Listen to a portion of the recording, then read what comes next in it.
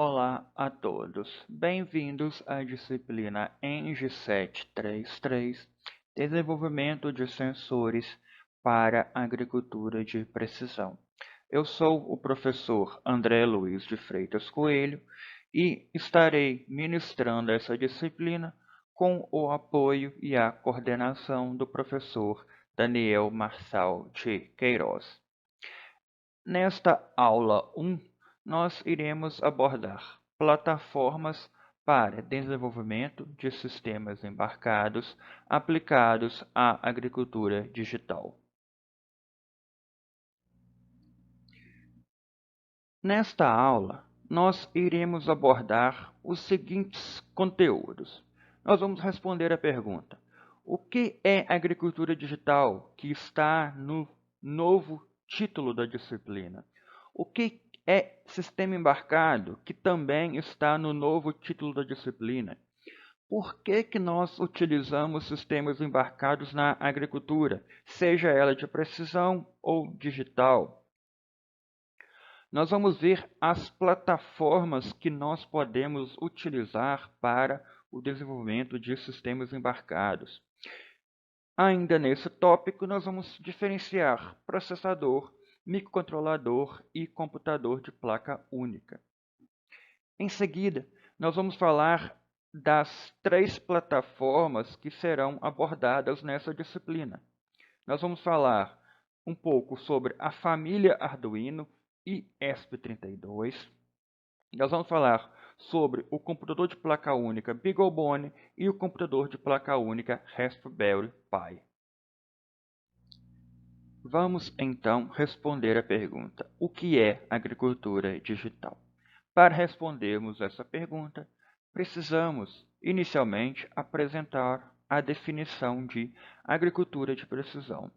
Agricultura de precisão, assim como agricultura digital, já deve ser um termo comum a vocês ou um termo que vocês já devem ter ouvido. A agricultura de precisão, ela é adotada nas fazendas para otimizar a lucratividade do agricultor. Então, o agricultor opta por adotar agricultura de precisão para aumentar a sua lucratividade, para ele obter mais lucro com a atividade agrícola. Na agricultura de precisão, a lavoura é manejada considerando a variabilidade espacial de atributos que afetam a produtividade.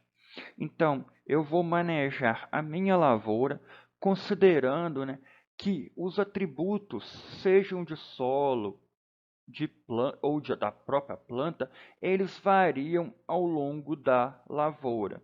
Então, o que significa isso? Vamos inicialmente, pensar lá na agricultura convencional, que seria um manejo da agricultura, antes da agricultura de precisão. Na agricultura convencional, nós manejamos toda a lavoura de forma igual. É mais simples nós exemplificarmos isso com adubação. Significa que na agricultura convencional, pensando na adubação, na aplicação de fertilizantes, toda a lavoura recebe a mesma dose de fertilizante. Então, eu faço uma análise de solo, faço uma recomendação de fertilizante e adoto uma mesma dose de fertilizante em toda a lavoura. Isso é agricultura convencional.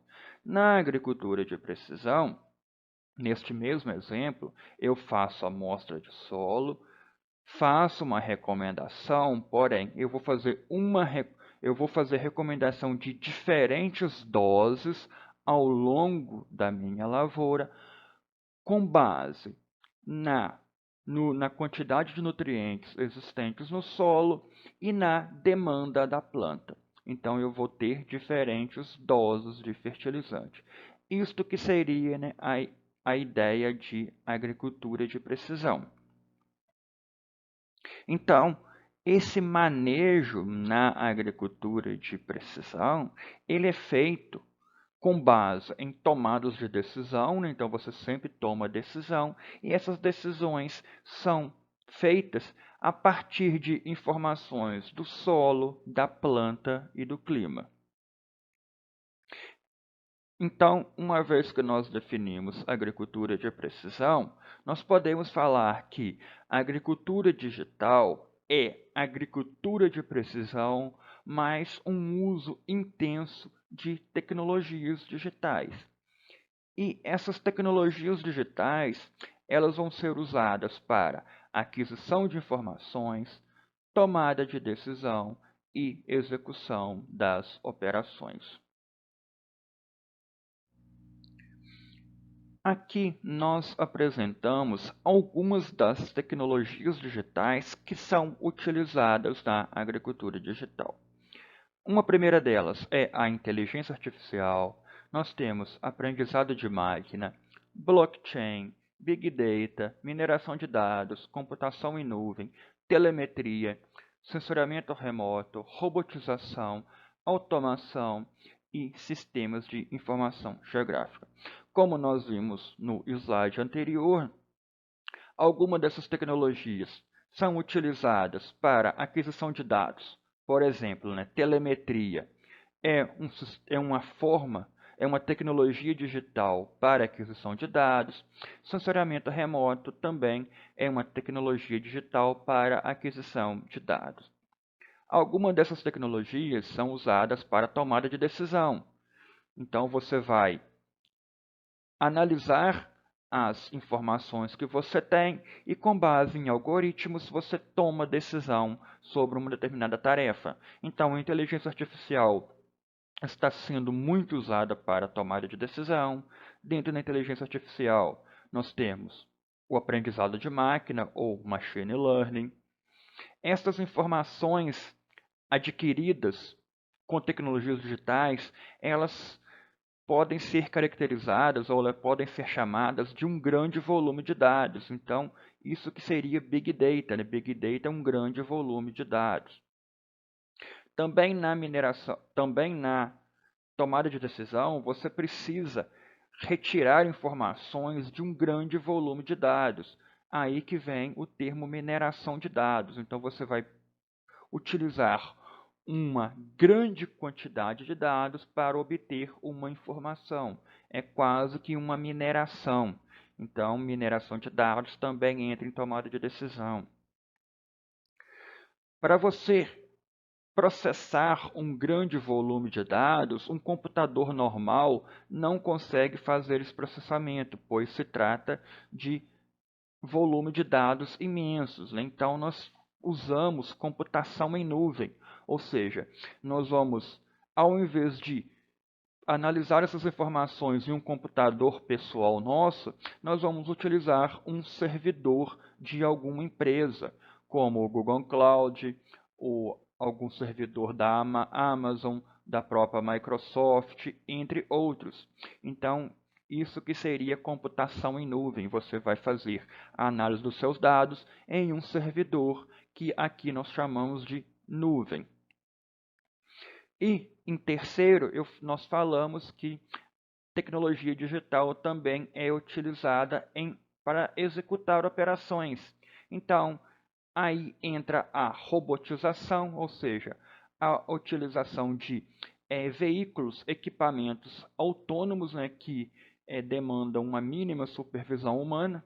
Então, nós fazemos essas operações com robôs e também, relacionado aqui a robô, nós podemos ter processos automatizados com mínima intervenção de seres humanos. E sistema de informação geográfico é uma tecnologia muito utilizada, tanto para você gerenciar os dados que você adquire, quanto para tomar já algumas decisões. Aqui nós podemos citar o QGIS, ArcGIS e outros softwares SIG. Então, sistema de informação geográfica também é uma tecnologia digital que vai ser usado para adquirir dados e tomar decisões. Ele é usado para você gerenciar as informações que você adquire. Vamos agora responder a pergunta: o que é sistema embarcado? Eu vou aqui apresentar uma definição do Wikipedia, porém, essa mesma definição pode ser encontrada em livros e artigos científicos. Então, nós podemos falar que um sistema embarcado ou sistema embutido é um sistema microprocessado no qual o computador é completamente encapsulado ou dedicado ao dispositivo ou sistema que ele controla. Diferente de computadores de propósito geral, como o computador pessoal, esse computador, né, que nós estamos utilizando, que nós utilizamos, um sistema embarcado realiza um conjunto de tarefas pré-definidas, geralmente com requisitos específicos. Já que o sistema é dedicado a tarefas específicas, através de engenharia, pode-se otimizar o projeto reduzindo tamanho, recursos computacionais e custo do produto. Então, resumindo essa definição, sistema embarcado é um sistema microprocessado, ou seja, ele tem um processador, nós veremos isso ainda nessa aula. Então, sistema embarcado é um microprocessador, ou seja, ele pode ser considerado um computador, porém, diferente do nosso computador que nós utilizamos para várias finalidades, um sistema embarcado é um computador que vai executar uma tarefa muito específica. Então, eu vou ilustrar aqui um exemplo. Eu estou usando aqui meu computador pessoal, um notebook, para gravar essa aula. Ao mesmo tempo, eu estou com meu e-mail aberto, o WhatsApp aberto, o Google Drive está sincronizando meus arquivos. Então observem que o meu computador pessoal ele está fazendo várias tarefas simultaneamente. Já um sistema embarcado, ele é um computador, porém ele só vai fazer uma determinada atividade. Nós vamos exemplificar mais à frente, para quais atividades esse sistema embarcado poderia ser utilizado e ilustrar alguns exemplos de tarefas específicas. Ainda resumindo essa definição do slide anterior, então nós temos que um sistema embarcado, ele tem uma unidade responsável pelo processamento de informações, então ele tem um processador, então isso aqui seria a parte de hardware, sempre a parte física, a parte eletrônica de um equipamento, nós vamos chamar de hardware. Nós vamos usar muito esse termo nesta disciplina. Esse mesmo sistema embarcado, ele tem recursos que permitem a interação com o ambiente. Ou seja, esse sistema embarcado, ele vai ter portas, ele vai ter conectores que vai nos permitir conectar algum sensor, algum atuador ou qualquer outro dispositivo. Então, isso também ainda está na parte de hardware. E nós definimos que sistema embarcado, eles são projetados para executar tarefas específicas. Quem define a tarefa a ser executada por um sistema embarcado é o seu software. Então, é um programa de computador. Então, o software do sistema embarcado vai definir qual tarefa específica ele vai executar. Então, vocês já devem ter imaginado que sistema embarcado é uma combinação de um hardware, ou seja, eu tenho uma placa de circuito impresso com um processador e demais componentes, e nessa placa de circuito impresso, nós inserimos um programa de computador, um software, e esse software vai executar uma tarefa específica.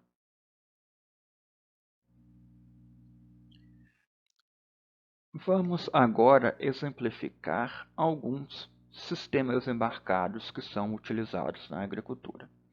Um primeiro exemplo são as unidades eletrônicas de controle contidas em máquinas agrícolas. Um trator agrícola que tenha um motor eletrônico, ele terá uma unidade eletrônica de controle do motor, ou seja, é um sistema embarcado que vai gerenciar, que vai controlar o funcionamento do motor. Da mesma forma, um trator que tenha um câmbio automatizado, um câmbio automático, um power shift, por exemplo, ou até mesmo, né, um veículo de passeio que tenha câmbio automático, ele também terá uma unidade eletrônica de controle que vai trocar de forma automática as relações de transmissão, ou, né, a grosso modo, vai trocar as marchas do veículo.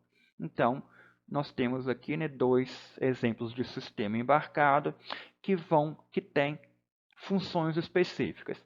Esse tem a função específica de controlar o motor, esse teria a função específica de fazer a troca de marchas. Da mesma forma, nós temos sistemas embarcados em veículos aéreos não tripulados, que seriam os VANTs ou drones, e o robô terrestre. Então, seja um robô aéreo, né, ou um robô terrestre, ele tem um sistema embarcado, que é a sua placa de controle, que vai ser responsável por permitir, né, que esse robô ele se desloque, seja no ar ou na terra, de forma autônoma, sem, né, com a mínima intervenção humana. Os controladores de aplicação a taxa variável, seja aquele controlador utilizado numa semeadora, num aplicador de fertilizantes ou em um pulverizador, aquele controlador é um sistema embarcado. É um sistema embarcado que vai ser responsável, né, por alterar a densidade de plantas, se for uma semeadora, a quantidade de fertilizantes, a dose de fertilizantes, se for um aplicador de fertilizantes, ou a dose de cauda aplicada, se tratar de um pulverizador. O controlador de piloto automático existentes em tratores e outras máquinas agrícolas também é um sistema embarcado. Então, o controlador de piloto automático, ele é um sistema embarcado que tem a tarefa específica de gerenciar, né, o direcionamento do veículo. Ele vai substituir, né, o ser humano na função de esterçar as rodas do veículo para manter, né, para estabelecer uma trajetória que seja de interesse do veículo. Em pivôs centrais que tenham a possibilidade de você alterar a lâmina d'água, ou seja, né, pivôs centrais que permitam irrigação a taxa variável, nós teremos uma placa, né, que vai gerenciar, que vai permitir esta aplicação de lâmina d'água a taxa variável. Então, o controlador de pivô central também é um sistema embarcado. Os diversos sensores utilizados na agricultura são sistemas embarcados. Então, um sensor de condutividade elétrica aparente do solo é um sistema embarcado. Um sensor que mede a compactação do solo, que seria o sensor de resistência à penetração, é um sistema embarcado. Um sensor que mede a área foliar é um sistema embarcado. O GreenSeeker, que é um equipamento da Trimble para medição do NDVI, né, que é um índice de vegetação, também é um sistema embarcado. E o monitor de produtividade das colhedoras também é um sistema embarcado. Esse monitor de produtividade é um sistema utilizado nas colhedoras que nos permite medir a produtividade à medida que a colhedora está fazendo uma colheita, e ela georreferencia essa produtividade com a posição atual da colhedora, gerando um mapa de produtividade. Então, esse monitor de produtividade ele executa uma tarefa específica, que seria gerar o mapa de produtividade, e para isso, esse sistema embarcado ele recebe informações de vários sensores. Então, nós vimos que, na agricultura, os sistemas embarcados podem ser usados para adquirir informações, para tomar decisão quanto ao funcionamento de um determinado componente ou tomar decisão, né, sobre uma atividade que será realizada, ou ainda esse sistema embarcado pode ser usado para executar uma operação. Então, por que nós utilizamos sistemas embarcados na agricultura? Um primeiro motivador está relacionado à baixa disponibilidade de mão de obra no campo. Se nós temos pouca pouca mão de obra disponível no campo, nós precisamos reduzir a demanda de mão de obra nas nossas operações. Então, nós automatizamos as nossas operações. E nós vimos que sistemas embarcados, eles são usados justamente para automatizar operações. Nós desejamos aumentar a qualidade das nossas operações, ou seja, nós queremos cada vez mais que as operações agrícolas sejam realizadas com o mínimo de erros. Nada melhor, né, que utilizar um sistema embarcado para realizar uma operação em vez de humanos. Uma máquina, né, nós sabemos que tem a capacidade de executar operações com uma menor probabilidade de erros. Nós precisamos cada vez mais executar operações com maior velocidade, ou seja, nós precisamos aumentar a capacidade operacional das nossas operações. Na mecanização agrícola, nós fazemos isso utilizando as máquinas. E se nós automatizarmos essas máquinas, nós conseguimos capacidades operacionais ainda maiores. Nós utilizamos sistemas embarcados para executar atividades que seriam impossíveis de ser realizadas por humanos. Imagine o sensoriamento remoto que eu comentei com vocês lá em tecnologia digital. Sensoriamento remoto, para quem não seria basicamente, né, nós adquirirmos informações utilizando um sensor e esse sensor está longe do objeto-alvo. Um exemplo, né, de um sensoriamento remoto seria um drone sobrevoando uma lavoura, tirando fotos, ou até mesmo, né, um satélite girando na órbita da Terra e capturando imagens com sensores específicos. Observe, né, que essa atividade seria impossível de ser realizada por um ser humano. É impossível, né, nós substituirmos um satélite girando na órbita da Terra, tirando fotos, por um humano fazendo essa mesma operação, essa mesma atividade.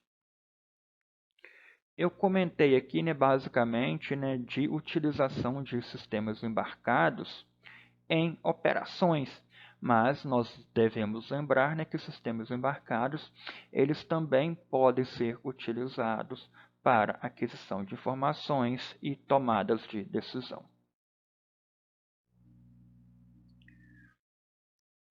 Vamos nesse slide concluir a resposta da pergunta: por que usamos sistemas embarcados na agricultura?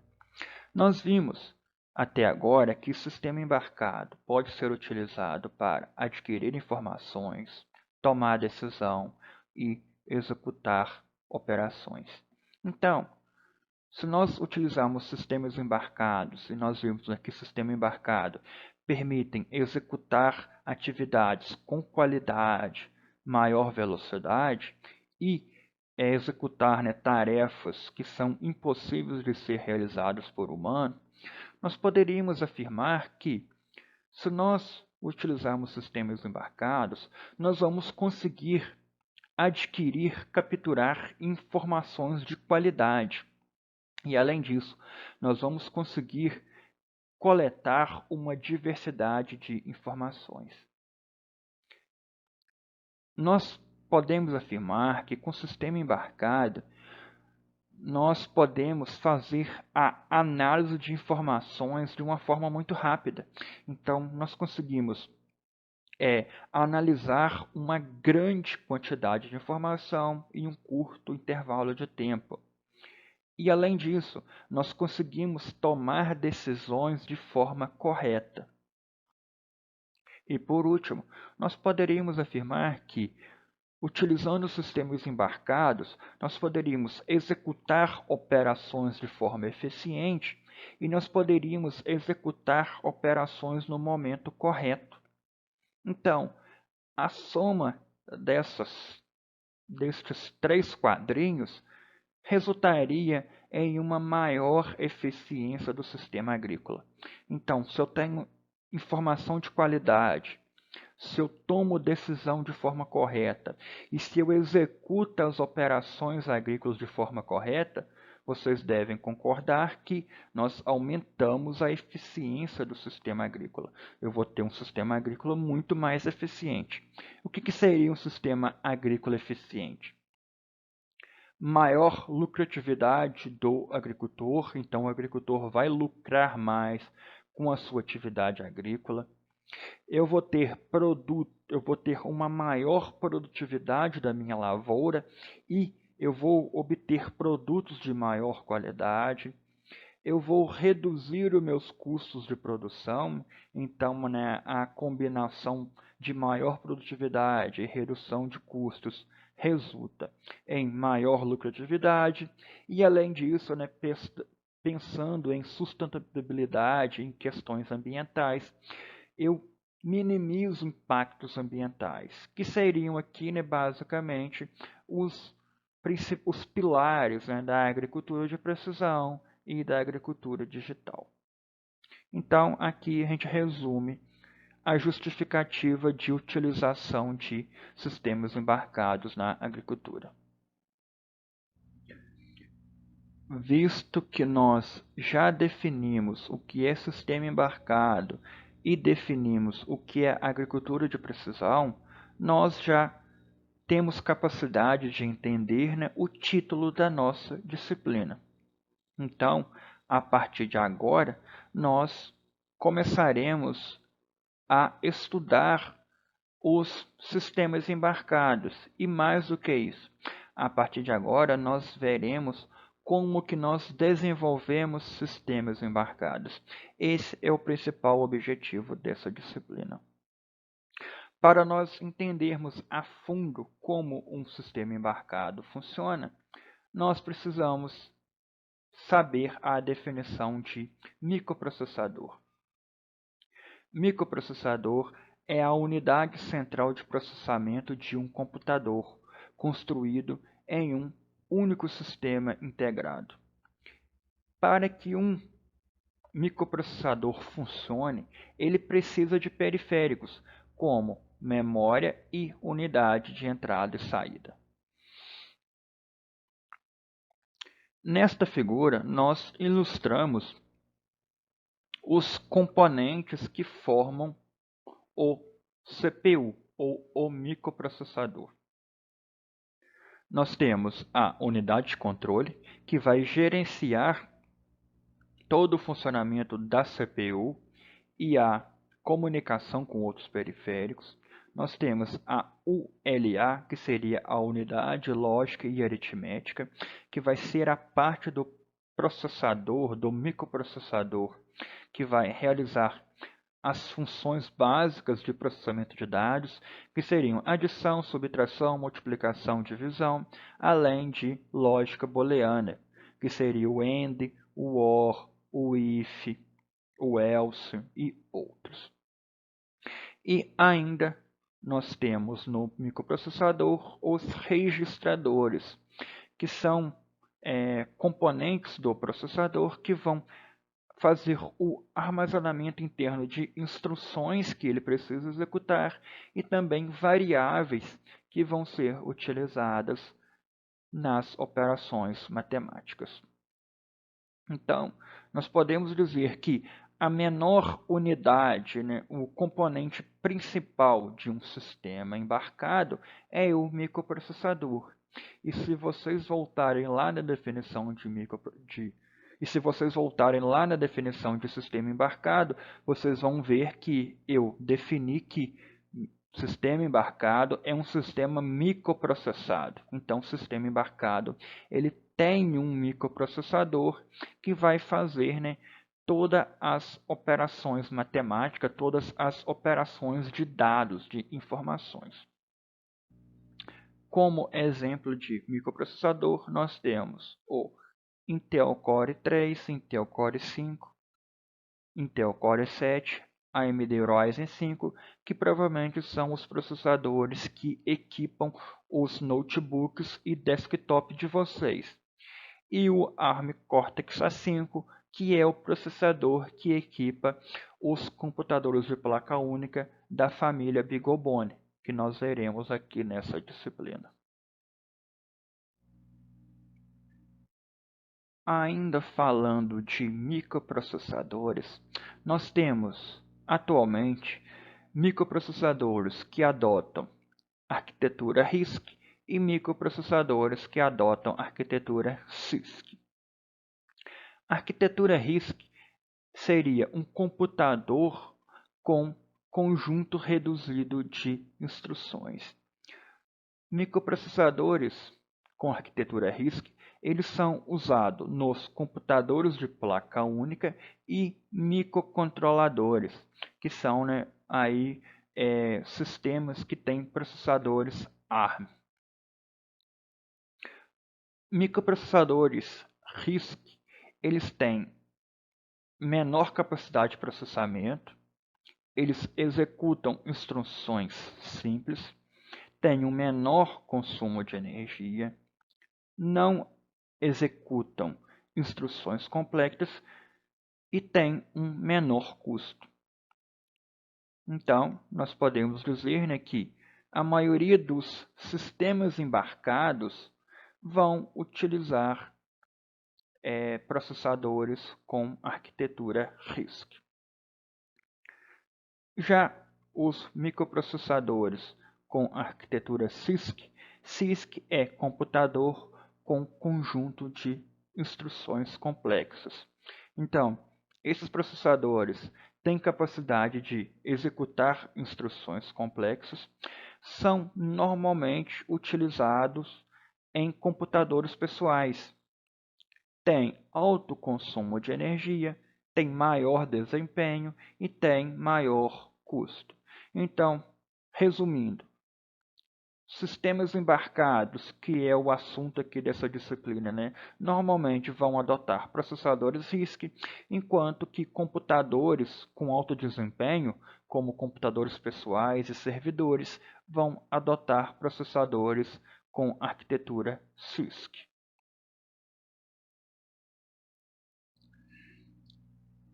Vamos agora definir microcontrolador. Microcontrolador é um computador completo construído em um único circuito integrado. Além da CPU, que é o microprocessador, né, que nós vimos nos slides anteriores, o microcontrolador contém memória, porta de entrada e saída, conversores analógico digital, portas de comunicação, temporizadores, contadores e outros. Aqui nós temos um diagrama de um microcontrolador. Então, o microcontrolador, além do microprocessador, ele contém vários outros periféricos que permitem, né, a formação de um computador completo. Então, esse sistema aqui, né, ele é capaz de processar informações sem necessitar de outros componentes. Então, ele contém, além da CPU, memória RAM, memória flash, dispositivos de entrada e saída, memória EPROM, temporizadores e contadores, conversores analógicos digitais, portas seriais, algum sistema para programação e depuração e um sistema de clock e reset. Porém, né, os microcontroladores eles ainda precisam de reguladores de tensão e algum outro acessório para alguma atividade específica. Como exemplo de microcontrolador, eu apresento o ATmega 328PU, que é o microcontrolador que equipa o Arduino Uno, o ESP32, que é um microcontrolador, né, que equipa a placa ESP32, e eu trago aqui, né, o PIC16F, que seria aí um dos microcontroladores da família PIC. Os microcontroladores podem ter arquitetura em 8 bits, 16 bits e 32 bits, que estão relacionados, né, ao tamanho dos endereços que ele utiliza e do tamanho das variáveis que ele consegue manipular. Então, nós podemos dizer, né, que microcontrolador é diferente de microprocessador. Nós poderíamos dizer que microprocessador seria, né, a menor unidade de processamento, porém, para que o microprocessador consiga processar dados, ele precisa de outros periféricos, e se você juntar o microprocessador com esses outros periféricos, nós temos o microcontrolador. Isto aqui é a imagem de um microcontrolador. Especificamente, é o ATmega 328P, que equipa o Arduino. Visto que eu falei de Arduino no slide anterior, e Arduino é uma plataforma que nós iremos utilizar para desenvolver sistemas embarcados, nós vamos apresentar a definição de Arduino. Arduino é uma plataforma de prototipagem eletrônica, de hardware livre e de placa única, projetada com um microcontrolador ATmel-AVR, com suporte de entrada e saída embutido, uma linguagem de programação padrão, a qual tem origem em Wire, e é essencialmente C, C++. Isso é uma definição que eu retirei do Wikipedia, porém, vocês podem encontrar definições similares em livros e artigos científicos. Eu chamo a atenção aqui que Arduino não é um microcontrolador. Arduino é uma plataforma. E Arduino utiliza o micro.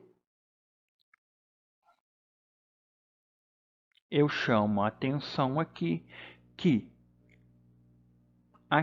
eu chamo a atenção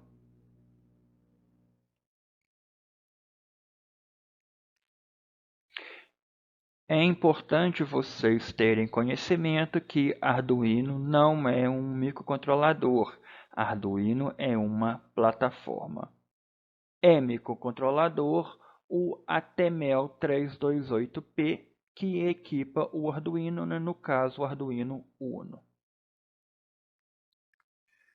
Nós vimos que Arduino tem hardware livre, então significa que o projeto eletrônico e elétrico da placa Arduino ele é aberto. Vocês conseguem acessar o site oficial do Arduino e obter todos os diagramas do Arduino.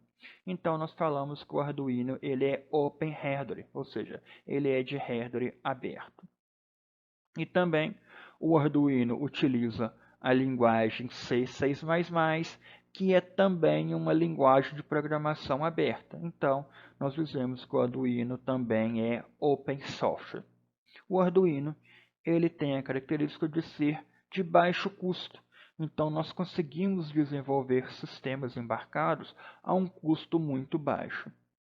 E o Arduino ele tem uma menor capacidade de processamento comparado, por exemplo, aos computadores de placa única, que nós também veremos nessa disciplina. Na verdade, nós veremos mais à frente, né, que os microcontroladores eles têm, em geral, uma menor capacidade de processamento comparado aos computadores de placa única.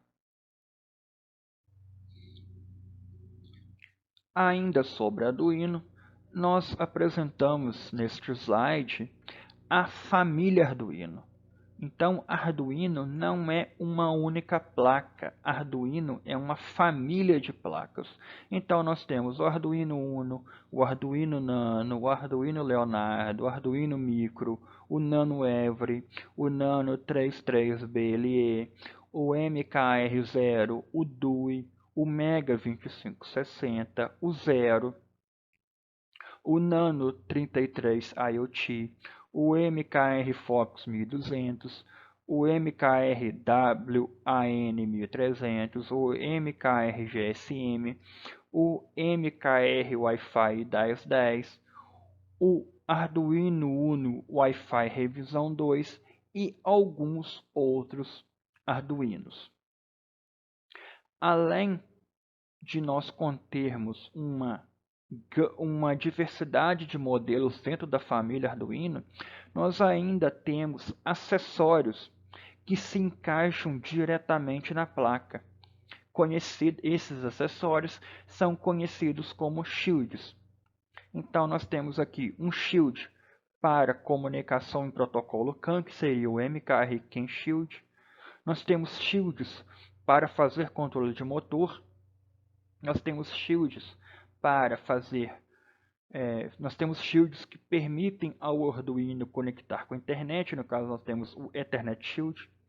Nós temos shields com relés e alguns outros modelos de shield. Para que vocês tenham maiores informações sobre os modelos da família Arduino, os shields que estão disponíveis para a família Arduino e mais informações técnicas sobre cada um desses modelos e cada um desses shields, eu recomendo vocês acessarem o site oficial do Arduino, que é www.arduino.cc. Aí vocês vão direcionar até a aba Produtos. Neste slide, nós apresentamos as especificações básicas do Arduino Uno, que é um modelo de Arduino da família Arduino. Como eu já havia comentado, o Arduino Uno ele é equipado com um microcontrolador ATmega 328P.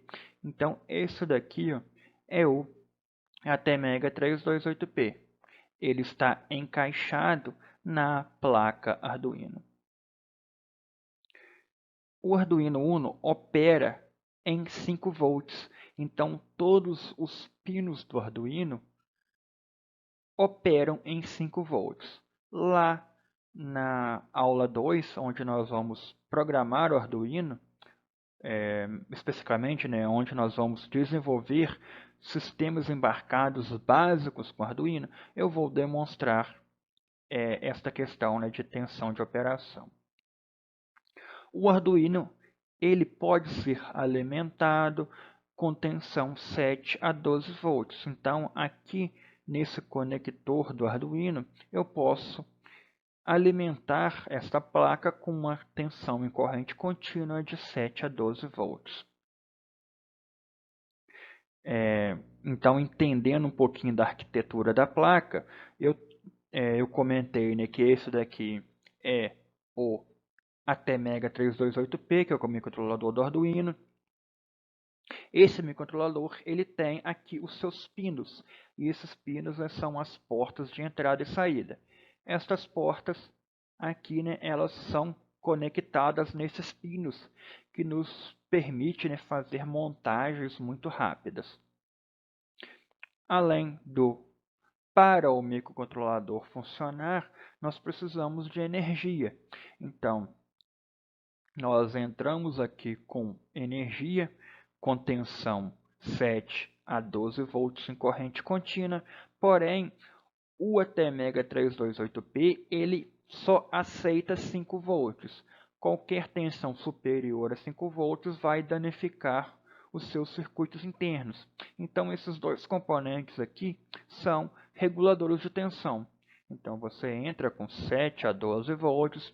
Esses reguladores de tensão vão reduzir a tensão e ajustar essa tensão para 5 volts. Eu preciso comunicar o Arduino com um computador para fazer, né, a inserção do programa.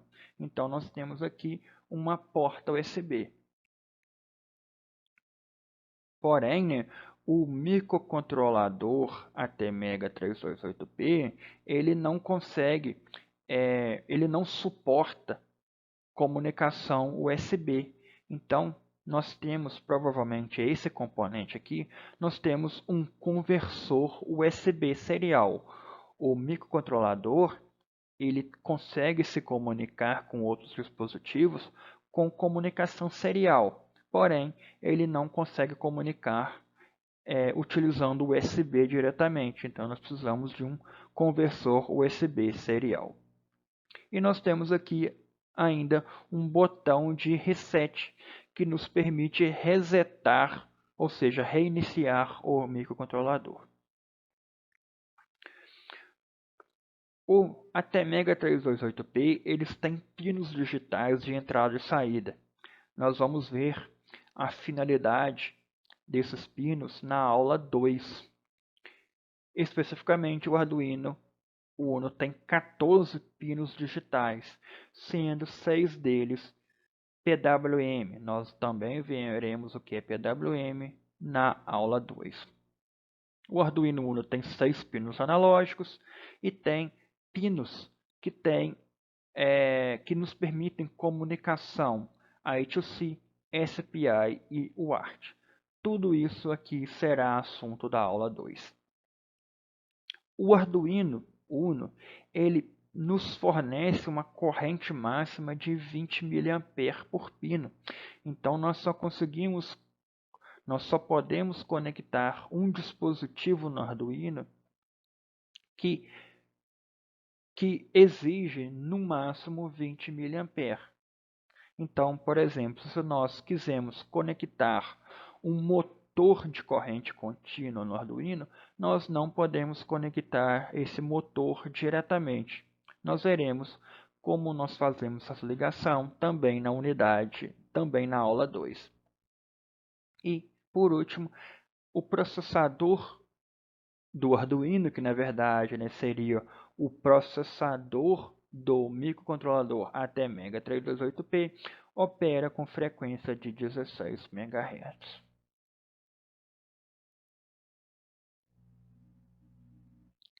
Aqui eu apresento as informações básicas do Arduino Mega 2560, que é um outro Arduino da família Arduino. O Arduino Mega 2560 utiliza o microcontrolador ATmega 2560. Ele também opera em 5 volts.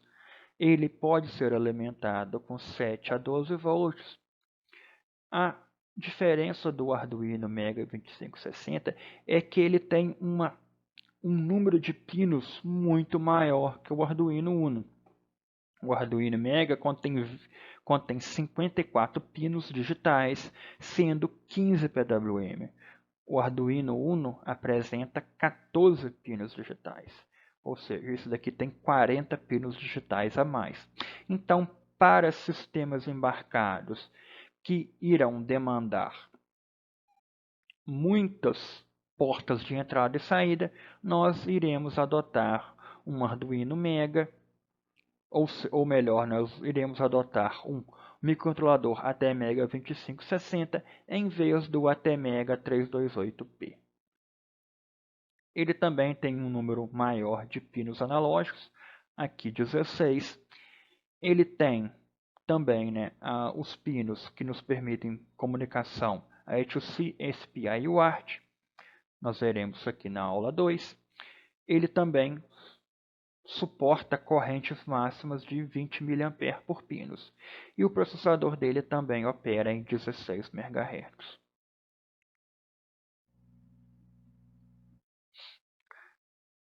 Nós apresentamos aqui as especificações do Arduino Nano 33 IoT. Esse Arduino ele tem dois microcontroladores. Ele tem um SAN de um SanDisk 21 Cortex e um ARM MCU de 32 bits. Ele opera em 3.3 volts, então em cada um dos seus pinos nós só podemos manipular dispositivos que operam em 3.3 volts.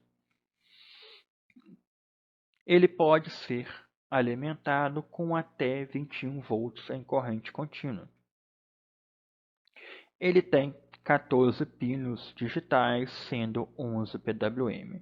Ele tem 8 pinos analógicos, também tem pinos que suportam comunicação I2C, SPI e UART. Observem que a corrente máxima por pino dele é menor, ele permite, apenas correntes máximas de 7 mA. O processador dele opera em 48 MHz. Ele tem embutido um sensor, ou na verdade uma unidade de medida inercial, ou seja, ele já tem acelerômetro e giroscópio embutido. E o diferencial dele é um módulo Wi-Fi. O Arduino Uno e o Arduino Mega, eles não têm chip, eles não têm um módulo de comunicação, seja Wi-Fi ou comunicação de internet via cabo. Nós precisamos de shields.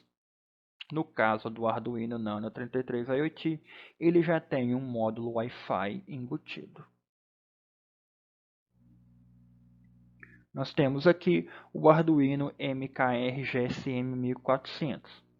Ele tem os mesmos microcontroladores do Arduino que nós vimos no slide anterior. Também opera com 3.3 volts, tem 14 pinos digitais, sendo 13 PWM, tem 7 pinos analógicos, tem pinos que permitem comunicação I2C, SPI e UART. Eles só fornecem máximo de 7 mA por pino.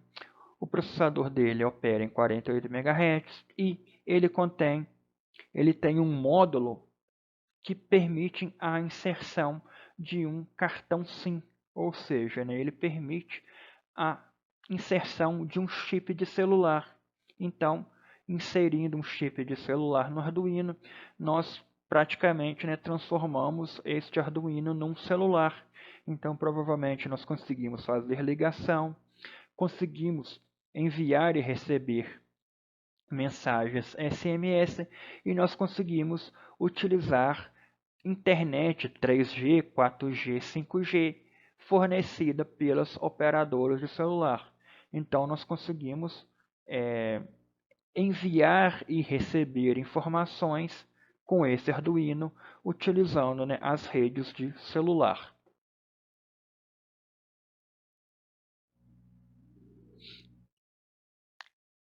Para finalizarmos a apresentação de algumas placas da família Arduino, nós apresentamos o Arduino Uno Wi-Fi.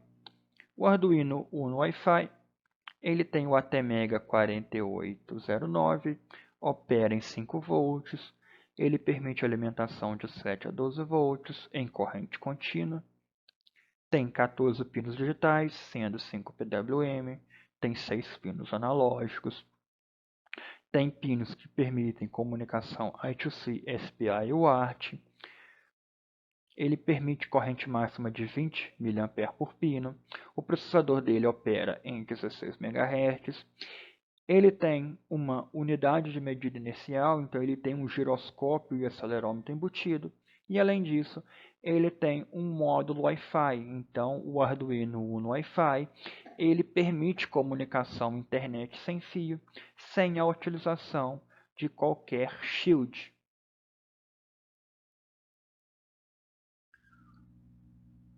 Uma outra plataforma que nós iremos utilizar nessa disciplina é o ESP32. Então vamos à sua definição. ESP32 é uma série de microcontroladores de baixo custo e baixo consumo de energia. Também é um sistema em um chip com microcontrolador integrado, Wi-Fi e Bluetooth.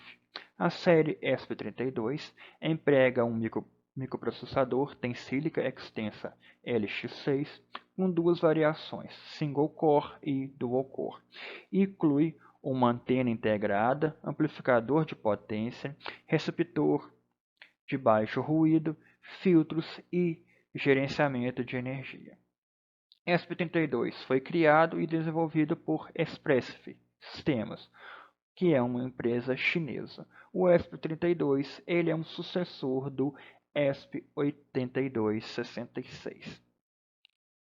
O ESP32, segundo essa definição, ele é um microcontrolador, assim como a Temega 328P,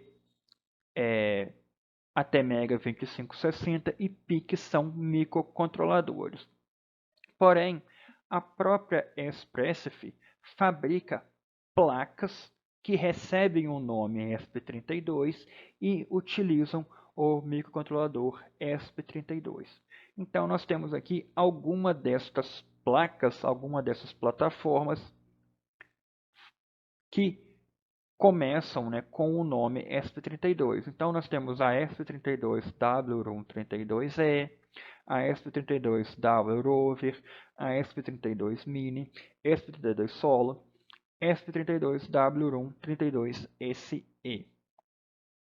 Para maiores informações sobre o microcontrolador ESP32 ou sobre as placas ESP32, aqui está o site que direcionam vocês diretamente para o site do fabricante, o site da Espressif.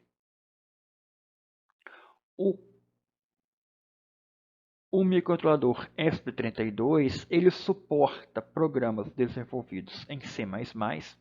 Na aula 3 dessa disciplina, nós veremos a programação do ESP32 em C++, porém, o ESP32 também suporta programas desenvolvidos em Python.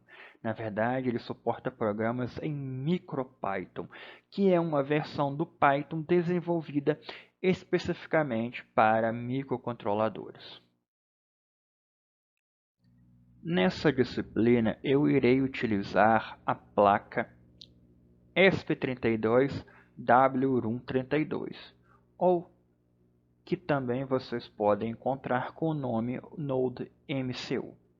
Essa placa tem um microcontrolador ESP32 e esse microcontrolador tem um microprocessador Tensilica Extensa 32 bits LX6. Ele opera com tensões de 4,69 volts. O nível lógico dos pinos do ESP32 é 3,3 volts. O processador dele opera com frequência de até 240 MHz. Essa placa tem 25 pinos, sendo 5 pinos PWM. Tem 17 pinos analógicos e tem pinos com funções UART, I2C e SPI, assim como o Arduino.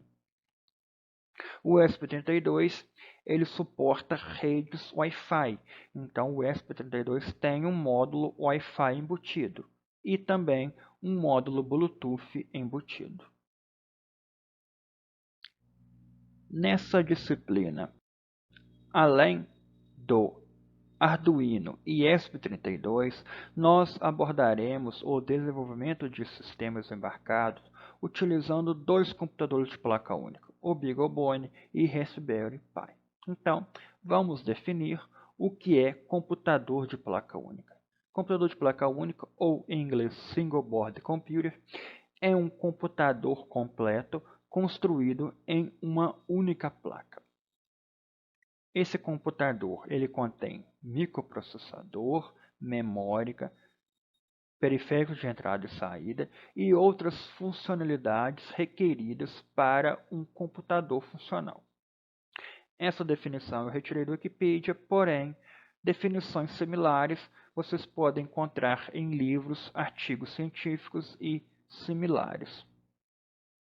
Então, resumindo, computador de placa única é um computador onde que todos os seus componentes estão soldados em uma única placa. Aqui nós já poderíamos afirmar que um notebook, um desktop, ele não é um computador de placa única, porque tanto o notebook quanto o desktop, ele contém componentes que não estão soldados diretamente na placa. Se vocês abrirem o notebook de vocês, vocês verão que terá a placa-mãe, porém, processador, em alguns casos, não está soldado na placa. Memória RAM não está soldada na placa. O HD, que é o dispositivo, que é o sistema de armazenamento de arquivos, não está soldado na placa. Já no computador de placa única, todos os componentes eles estão soldados diretamente na placa. Eles formam uma placa única. Aqui eu apresento para diferenciar computador de placa única e microcontrolador. Ambos são considerados computadores, pois ambos têm microprocessadores. O microcontrolador tem microprocessador, nós vimos isso, e o computador também tem um microprocessador. O computador de placa única ele executa um sistema operacional. O microcontrolador ele não executa um sistema operacional. O computador, a gente poderia dizer que ele tem funcionalidades variadas. Já o microcontrolador, ele tem funcionalidades limitadas. Um computador de placa única, ele possui ou suporta dispositivos de armazenamento. O microcontrolador, ele tem um suporte limitado para dispositivos de armazenamento. Computador de placa única, ele suporta dispositivos de entrada e saída, como dispositivos de áudio, vídeo e impressora. O microcontrolador, ele até suporta esses dispositivos, só que é de uma forma limitada e nós precisamos de dispositivos auxiliares para permitir este suporte. O computador de placa única normalmente tem uma maior capacidade de processamento, ou seja, o processador de um computador de placa única ele tem maior capacidade de processamento que um processador de um microcontrolador. O computador de placa única normalmente tem um custo maior e os microcontroladores têm custos menores. Veremos agora algumas informações sobre BeagleBone. BeagleBone, então, é uma família de computador de placa única fabricado pela BeagleBoard.org. BeagleBone é um computador de projeto aberto, ou seja, ele é open hardware. Significa que vocês conseguem acessar o site BeagleBoard.org e ter acesso a todos os circuitos elétricos e eletrônicos que compõem cada uma dos BeagleBones. BeagleBone, por ser um computador de placa única, ele tem um sistema operacional, ou seja, o processador executa um sistema operacional. No caso, é um sistema operacional Linux, especificamente é um Linux Debian, desenvolvido especificamente para o BeagleBone. Nós veremos na aula 4 ou aula 5 sistemas operacionais Linux para BeagleBone e Raspberry Pi. BeagleBone é uma família de computador de placa única, então tem vários modelos. Nós veremos a seguir os principais deles. E BeagleBone ele possui acessórios com funções específicas que se encaixam diretamente na placa. São conhecidos como capes. Então nós temos capes de relés, capes para controle de servomotores, capes para arrefecimento do processador e capes de telas. Mais informações sobre BeagleBone vocês podem acessar neste endereço. Vocês podem visualizar neste endereço. Então, como eu falei, BeagleBone é uma família de computador de placa única. O que eu irei utilizar nessa disciplina é o BeagleBone Black. Vocês veem aqui uma imagem do BeagleBone Black. Ele tem GPIO, que são pinos de entrada e saída. Ele tem uma porta Ethernet, então você consegue utilizar rede, vocês conseguem usar internet cabeada. Ele tem uma porta USB para você conectar dispositivos, seja um pendrive, uma webcam. Ele tem uma USB de programação. Ele tem uma porta micro HDMI, então você consegue conectar uma tela HDMI diretamente na placa. Ele tem slot para cartão micro SD e ele tem um Power Jack para você alimentá-lo em 5 volts. Sempre você alimenta o BeagleBone com 5 volts. Pelo menos, né, o BeagleBone Black é 5 volts. Para outros, nós devemos consultar as informações no site. Temos o BeagleBone Black Wireless. Então ele tem as portas, os pinos, né, de uso geral. Ele utiliza comunicação Wi-Fi em vez de internet cabeada. Então observe que ele não tem o conector RJ45 para internet cabeada. E também ele tem Bluetooth. Ele tem USB para conectar dispositivos, tem USB de programação, tem o slot para cartão microSD, tem o Power Jack para alimentação. O BeagleBone Black Wireless não tem HDMI, então nós não conseguimos conectar um monitor na placa. Nós temos BeagleBone Green e a Green Wireless. Ela também tem GPIO, que são os pinos de entrada e saída de uso geral. BeagleBone Green tem o conector RJ45 para internet cabeada. Já Green Wireless contém Wi-Fi e Bluetooth. Tem USB para dispositivos, para conectar um pendrive, uma webcam ou qualquer outro dispositivo. Tem uma USB para programação, tem um slot para cartão de memória e tem conectores Grove para comunicação I2C.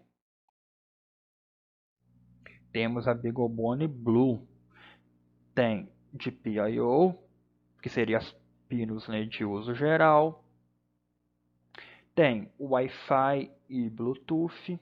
Então ela tem um módulo de Wi-Fi e Bluetooth embutido. Tem uma USB para dispositivos, uma USB para programação, tem slot para cartão de memória.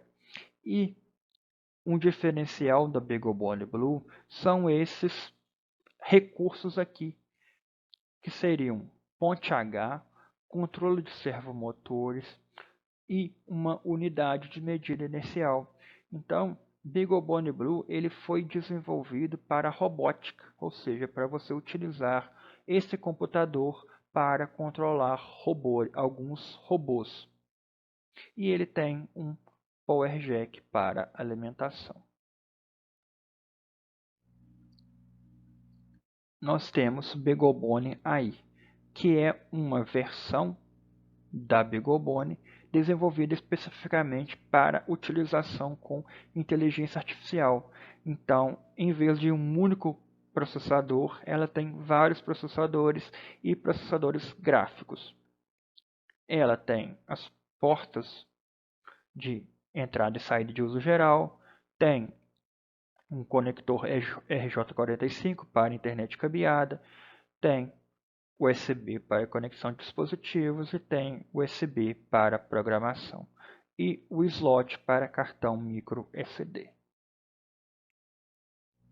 Temos BeagleBone Pocket, que é uma versão em tamanho reduzido do BeagleBone. Ele tem GPIO, USB para programação e um slot para cartão micro SD. Por último, temos BeagleBone X15, que é uma versão da família BeagleBone com maior capacidade de processamento. Então ela tem GPIO, duas 2 conectores Ethernet RJ45, algumas portas USB para dispositivos, uma porta USB para programação, ela tem slot para cartão microSD e, como eu falei, vários processadores e processadores gráficos que dão a essa placa uma maior capacidade de processamento comparado, né, aos outros computadores da família. Falaremos agora um pouco sobre o computador de placa única Raspberry Pi. Raspberry Pi é um computador de placa única fabricado pela Raspberry Pi Foundation. Também é um computador com projeto aberto, ou seja, ele é Open Hardware. Então vocês conseguem acessar o site e ter acesso aos circuitos elétricos e eletrônicos do computador. Ele opera com um sistema operacional Linux Debian específico, que é chamado de Raspbian. Também temos vários modelos do computador Raspberry Pi. E para maiores informações, eu sugiro vocês acessarem diretamente o site da Raspberry Pi Foundation.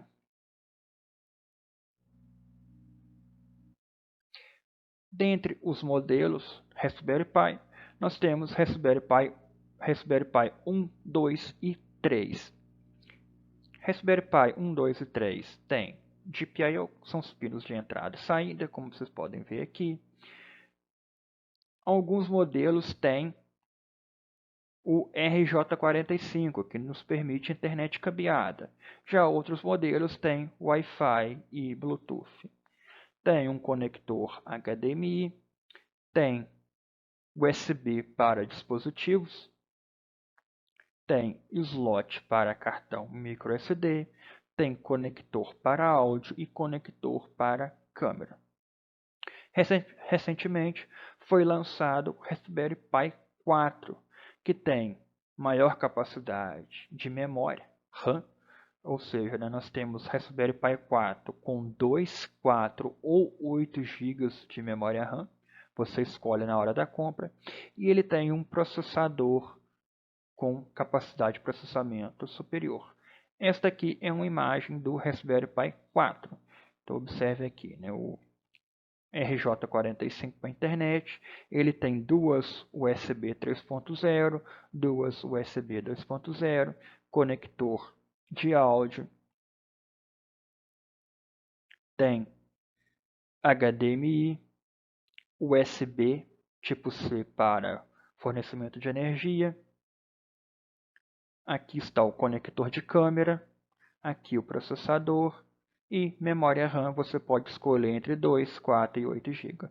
E aqui os GPIOs, né, que são os pinos de entrada e saída de uso geral. Na parte dessa disciplina, onde trataremos de Raspberry Pi, nós vamos mostrar, né, quais são as funcionalidades de cada um destes pinos.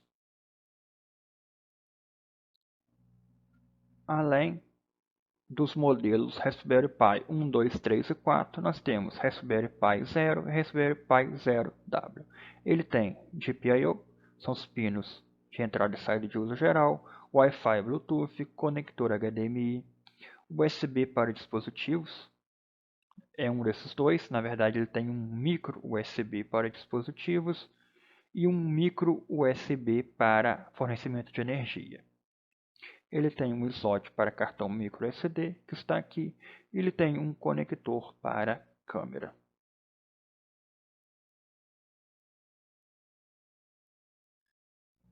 Para finalizarmos, temos o Raspberry Pi Pico. É um produto da Raspberry Pi Foundation, porém não é um computador de placa única, ele é apenas uma placa, uma plataforma. Ele tem um microcontrolador RP2040. Ele tem os pinos de uso geral, ele tem uma USB programação e ele suporta programação em Python ou C++. Então nós poderíamos dizer que o Raspberry Pi Pico ele é similar ou ele é da mesma categoria do ESP32 ou de qualquer um Arduino da família Arduino. Com isso, nós finalizamos esta aula inicial. Na próxima aula, nós iremos iniciar o desenvolvimento de sistemas embarcados, mostrando como é a programação da família Arduino. Até mais!